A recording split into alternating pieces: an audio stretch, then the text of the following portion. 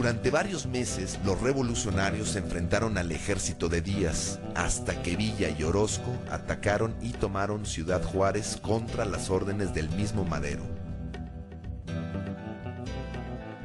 La toma de Ciudad Juárez es la batalla más importante de toda la lucha militar antireeleccionista en contra de Porfirio Díaz. El destino del país se juega en montones de pequeñas insurrecciones armadas, pero una sola batalla en el norte, en el extremo del país, en la frontera. Pareciera absurdo que una revolución se definiera en la periferia y no en el centro, ¿no? Pero así es. Fue así como la revolución fue nutriéndose de gente con, pues a lo mejor no muy clara la cuestión del objetivo de la revolución.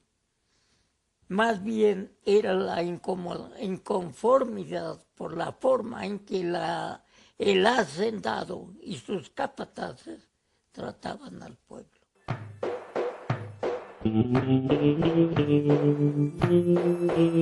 Luego de la toma de Ciudad Juárez, en poco tiempo, los opositores al régimen dictatorial conquistaron las zonas del norte del país, Chihuahua y Baja California, y la zona costera de Veracruz.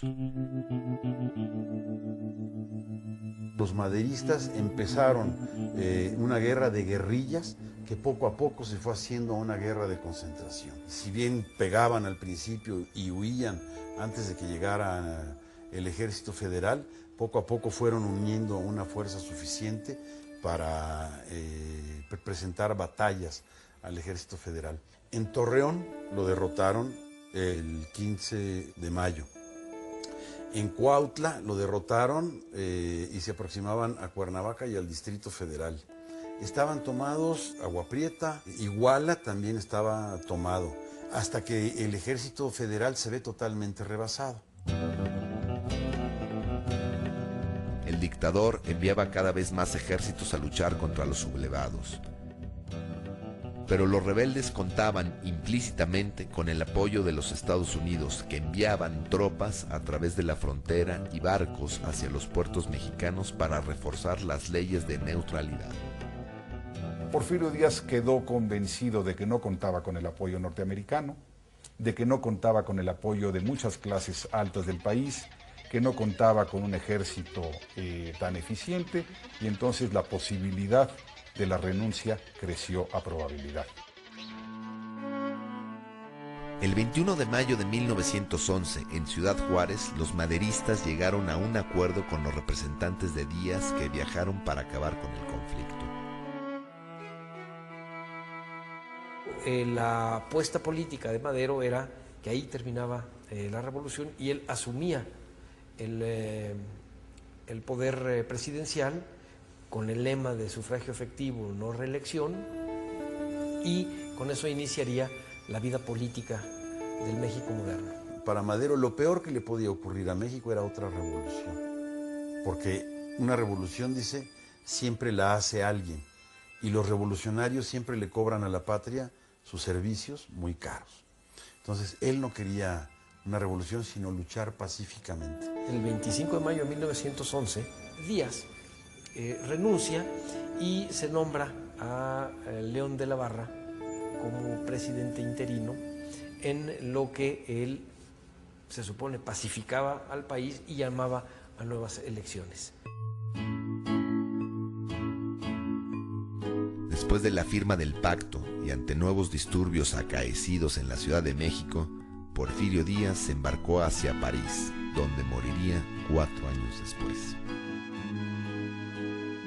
El gobierno provisional de Francisco León de la Barra, según el pacto, duraría desde mayo hasta noviembre de 1911, momento donde convocaría elecciones generales y entregaría el poder. Como era un presidente interino, la ley le señalaba que tenía como tarea estabilizar políticamente al país nuevamente para llamar a elecciones. Pero además le hace algunas jugadas un poco extrañas.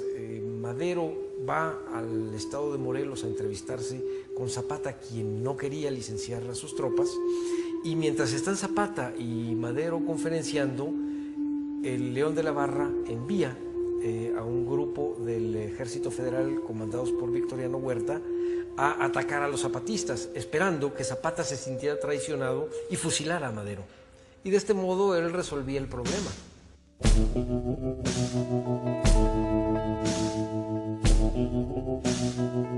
El ejército federal, al mando de Victoriano Huerta, formó un cerco sobre Villa de Ayala, donde estaban los rebeldes.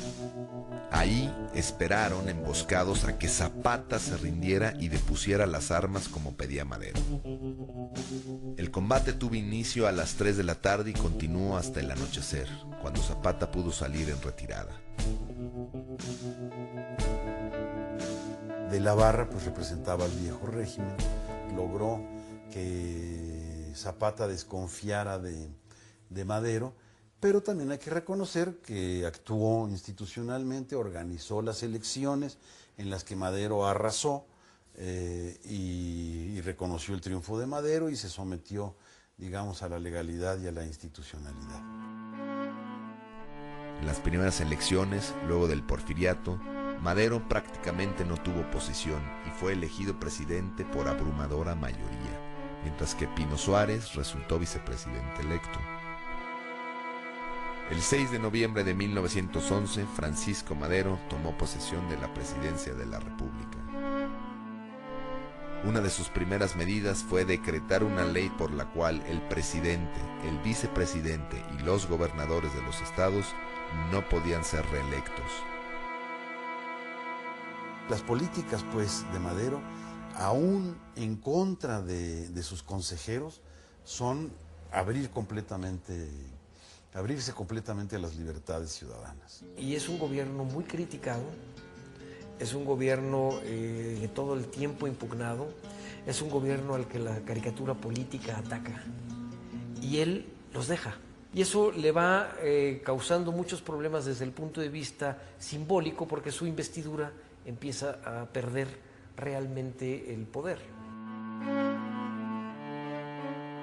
El gobierno maderista sufrió el asedio de la prensa, la oposición legislativa y la permanente conspiración de los porfiristas, quienes, desde sus posiciones en el gobierno y con el poder económico, se oponían al presidente. Madero recibía por una parte los reclamos de los hacendados en contra de los campesinos, a quienes llamaban usurpadores. Por otro lado, también recibía las quejas de los campesinos encabezadas por los antiguos líderes de los ejércitos revolucionarios, especialmente por Emiliano Zapata, que pedían, ahora más que nunca, la autonomía local y los gobiernos de sus estados. Zapata estaba convencido de que si el presidente hubiera deseado, le hubiera devuelto a los pueblos las tierras que habían perdido a manos de las haciendas, de los hacendados. Sin embargo, Madero le dice a Zapata que esto tiene que esperar a pasar por un proceso legal. No puede ser de la noche a la mañana ni por un acto de autoridad justamente dictatorial, fuera de las leyes. Eso no era lo que Madero proponía. Bueno, Madero quería que Zapata entregara las armas. ¿Qué cambio estaba ofreciendo? ¿Qué cambio estaba realizando? Y entonces Zapata, ya con los suyos, se remontaron a las montañas del estado de Puebla y fue allí donde se elaboró el plan de Ayala. Madero no puede dar satisfacción a las demandas que su propia movilización social ha levantado, de tal manera que se producen nuevos alzamientos. El plan de Ayala lo cuenta todo, la tierra para el que la trabaja, y esta idea central pues, se vuelve más compleja y se expresa la recuperación de las tierras comunitarias, la ruptura de la estructura de las haciendas. Y al mismo tiempo, en el norte un alzamiento extraño en el que se liga las demandas legítimas agrarias con los grupos de la vieja oligarquía que están reorganizándose y resistiendo, acaudillado por Pascual Orozco. Hostigado por las fuerzas de Zapata en el sur y por Pascual Orozco en el norte, Madero se decidió a utilizar el último recurso que le quedaba, el Ejército Federal. Bajo el mando del general Victoriano Huerta, las tropas federales se movilizaron para reprimir a los insurgentes. Sin embargo, el golpe de gracia para el gobierno maderista no provendría de los rebeldes que se negaban a deponer las armas, sino del propio Ejército Federal. En esta segunda fase de la contrarrevolución, un golpe militar en la Ciudad de México, protagonizado por los restos del ejército porfirista que no habían sido tocados por Madero, porque Madero lo que hace cuando toma el poder es negocia y deja al ejército como estaba, y se produce un cruento golpe de Estado en la Ciudad de México. Entre el 9 y el 18 de febrero de 1913 se produjeron en la Ciudad de México sangrientos combates que dejaron centenares de muertos. Estos episodios fueron conocidos por el nombre de Decena Trágica.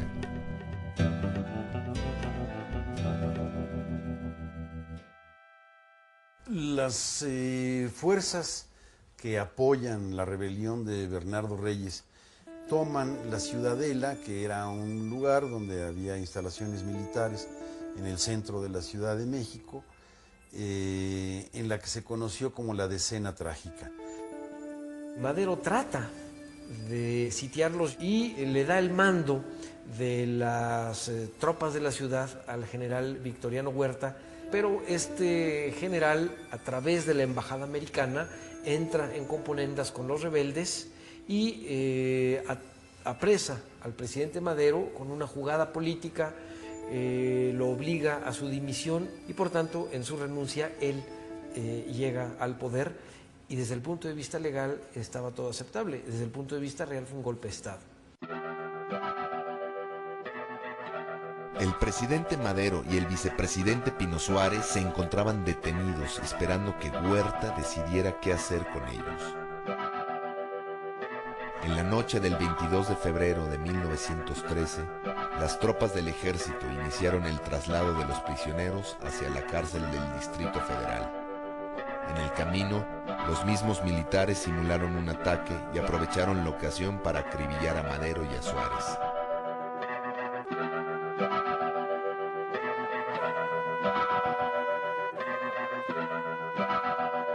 La Ciudad de México y la prensa celebraron este asesinato planificado por Huerta, el nuevo presidente de la nación.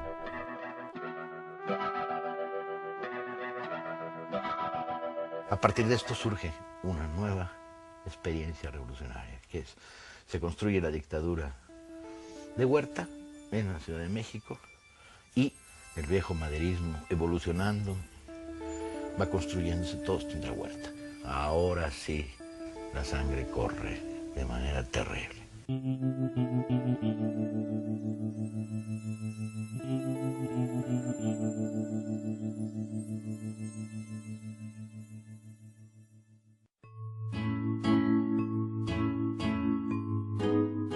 A medida que fue cobrando forma el gobierno de Victoriano Huerta, demostró que su política era igual a la del antiguo régimen de Porfirio Díaz en materia económica y agraria.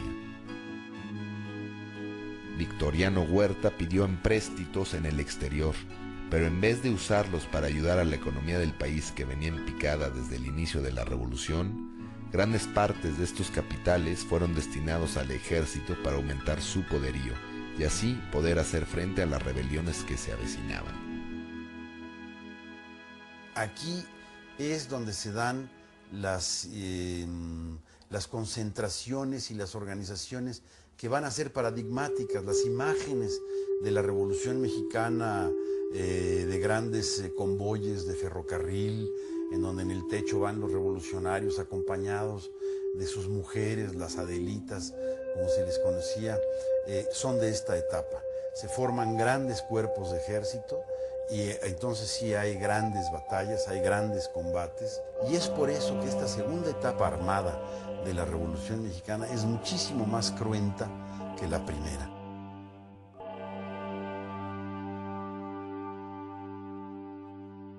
Ahí es donde ya surgen militarmente las figuras que serán claves en el proceso revolucionario. Un oscuro gobernador en Coahuila, Venustiano Carranza, que es uno de los pocos gobernadores que mantienen la legalidad maderista, Villa en Chihuahua, que se vuelve la fuerza hegemónica, reuniendo decenas de guerrillas, Álvaro Obregón y los pequeña burguesía sonorense, con un amplio frente de clases, y estas fuerzas empiezan militarmente a avanzar contra el viejo ejército, ahora sí, de la dictadura, en la fase más cruenta de la revolución. Conforme avanzaban estos ejércitos al centro del país, iban expulsando a los políticos huertistas de esos estados, iban también haciendo huir a las élites regionales y estableciendo nuevos pactos con clases medias, con sectores populares. Entonces realmente es una lucha, por un lado, contra el ejército huertista, pero también es una lucha contra élites locales y contra un aparato político regional en todos estos ámbitos. Victoriano Huerta tuvo que hacer frente a importantes problemas militares, como la oposición zapatista en el sur y las milicias de Francisco Villa en Chihuahua. En el noreste del país, por su parte, cobraba cada vez más importancia entre los revolucionarios la figura del gobernador de Coahuila, Venustiano Carranza. Venustiano Carranza fue miembro de la élite política local de Coahuila, fue uno de estos muchos reyistas que se desilusionó de Porfirio Díaz, que terminó enfrentado a él, y esto le da una característica a la Revolución Mexicana muy importante. No pensemos que la Revolución Mexicana fue una lucha estrictamente popular, únicamente con bases campesinas. No, se tiene que entender que la Revolución Mexicana tuvo desde sus inicios, pensemos en Madero y ahora en Venustiano Carranza, líderes de clase alta o de clase media, con vinculaciones con las élites económicas o con las élites políticas.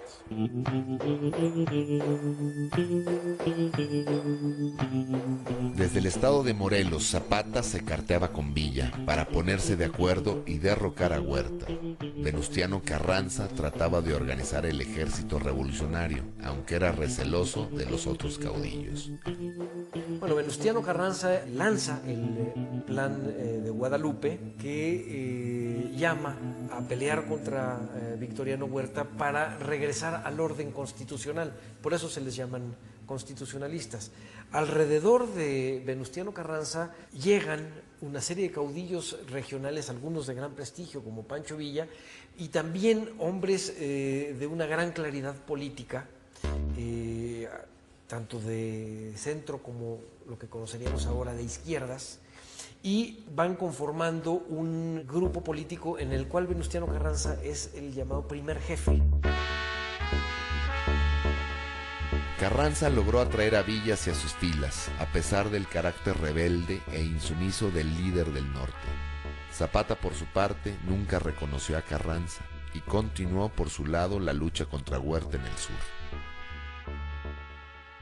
Mientras la actividad zapatista afectaba directamente a la Ciudad de México, en el norte los constitucionalistas conseguían importantes victorias contra Huerta y avanzaban hacia el centro del país. Los constitucionalistas de Carranza contaban con el apoyo de otro actor político fundamental en la región, los Estados Unidos de América. Bueno, la relación de Venustiano Carranza con Estados Unidos varió a lo largo de los años. En un primer momento, digamos 1913, Estados Unidos ve a Venustiano Carranza como el líder de un movimiento que lo primero que controla política, social y militarmente es el norte del país. Y en el norte del país estaban concentradas las inversiones extranjeras norteamericanas. Estados Unidos prefería negociar con un revolucionario de corte más moderado, con experiencia política, con cierta legalidad, como era Venustiano Carranza, a negociar, pactar con revolucionarios de corte más popular, impredecibles en cierto sentido, como eran Pancho Villa o incluso Emiliano Zapata, con quien Estados Unidos tenía muy pocos nexos, en tanto que no había frontera y había pocas inversiones norteamericanas en la zona de Morelos.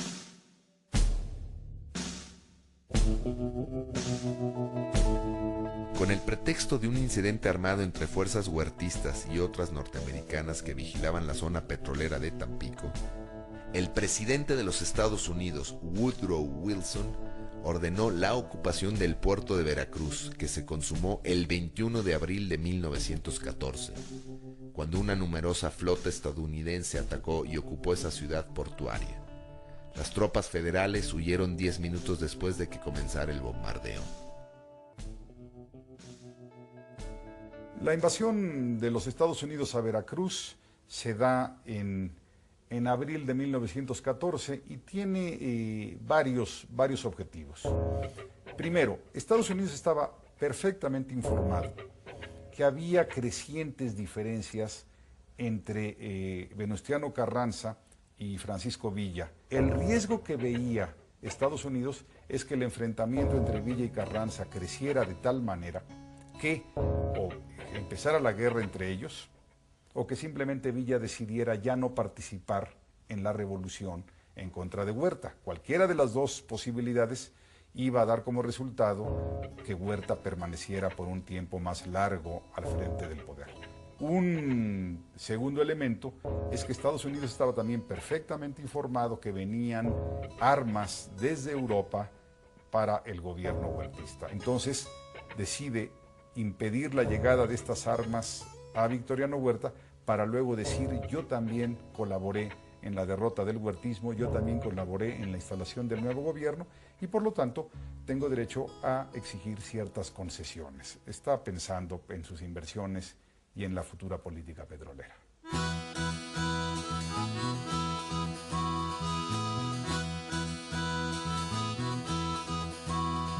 El agrarismo de Emiliano Zapata seguía vivo en Morelos, al no haber sido doblegado por la represión organizada por el poder central. Al mismo tiempo, Pancho Villa y su división del norte incrementaban sus acciones armadas.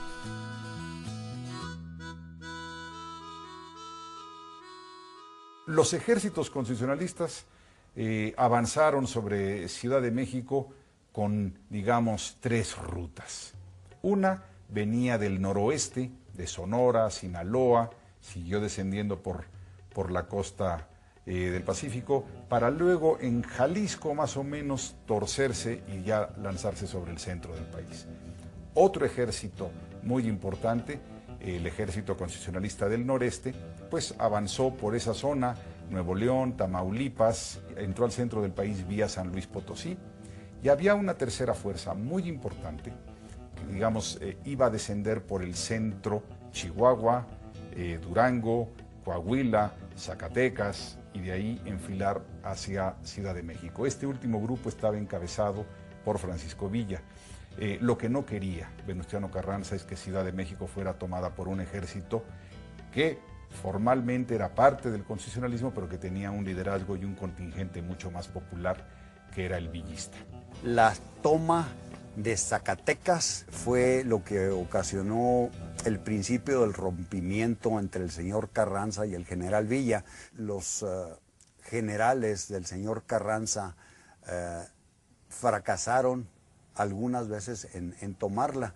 Cuando Villa sugirió, como jefe de la División del Norte, ir a tomar Zacatecas, el señor Carranza le obstaculizó todos los medios posibles por no compartir la gloria, vamos a decir, de aquello. Sin embargo, Villa se las ideó para poder abastecer sus trenes de carbón, armas y todo lo que sucedía, y tomó Zacatecas. Yo creo que ha sido de las más significativas tomas, porque ahí le rompió lo que le dicen el espinazo del Ejército Federal. A pesar de las disidencias y desconfianzas que existían entre los diferentes líderes revolucionarios, las acciones convergentes de los ejércitos de Carranza y Villa en el norte y de las guerrillas zapatistas en el sur terminaron por arrinconar al gobierno de Huerta, quien finalmente huyó el 14 de julio de 1914. Carranza avanzó sobre la Ciudad de México el 20 de agosto. Los constitucionalistas ocupaban la ciudad y abrían una nueva etapa en el proceso revolucionario.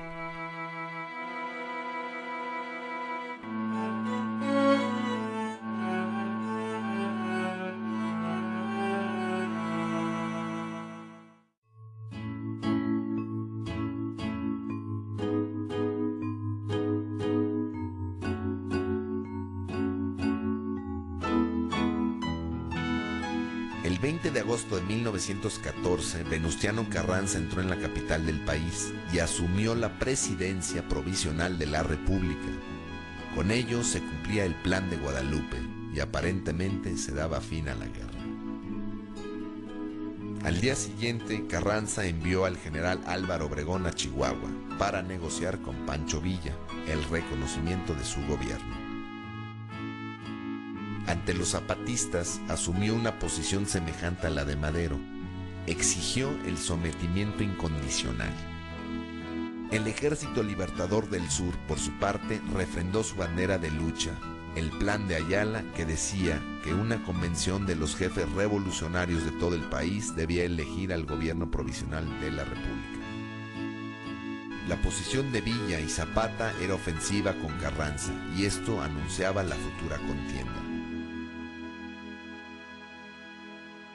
Es una guerra típica de todos los procesos revolucionarios que en el mundo ha habido. Esto es, primero, todos estos ejércitos se aliaron para vencer al enemigo común, que era el antiguo régimen. Una vez vencido el antiguo régimen, esto es, el gobierno de Victoriano Huerta, sobrevino una guerra que era previsible, predecible, que es la guerra entre los ejércitos revolucionarios antes aliados, para que cada uno de ellos tratara de imponer su modelo revolucionario en particular, el modelo de Villa, el modelo de Zapata, que se aliaron temporalmente, o el modelo de Venustiano Carranza.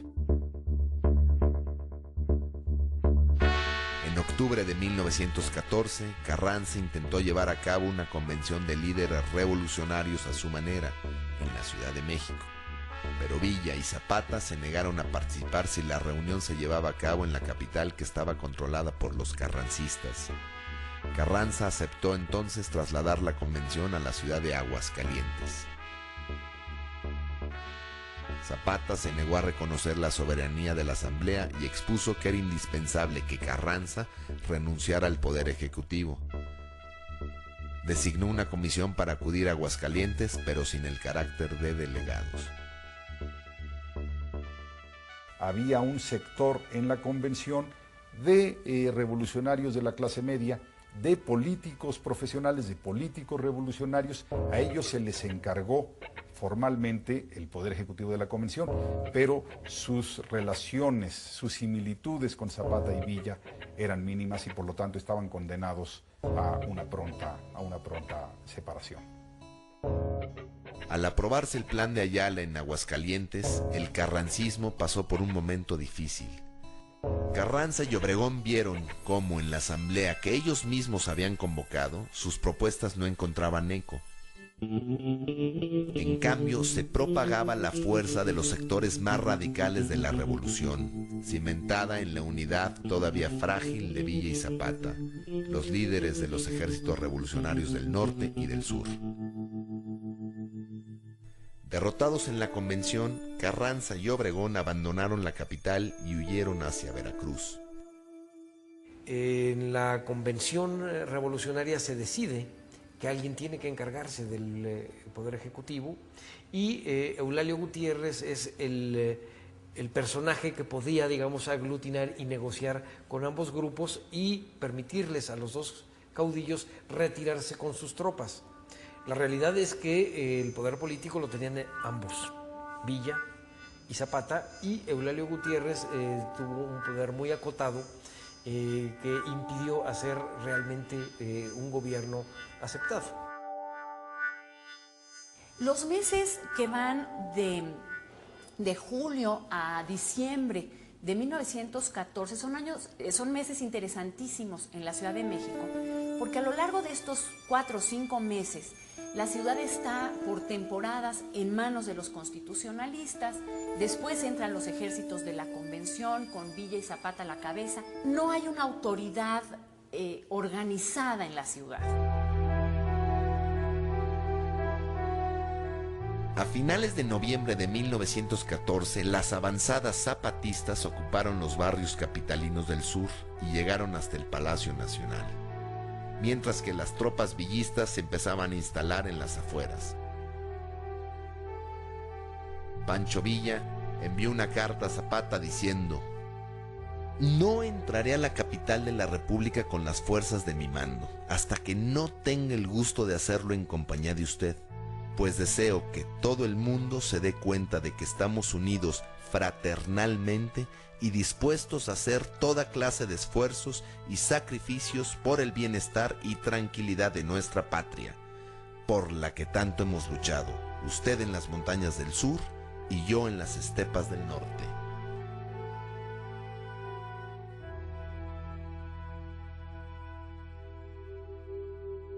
En la Ciudad de México, el nuevo presidente provisional, Eulalio Gutiérrez, asumía el poder, pero otra escena captaba la atención de la muchedumbre.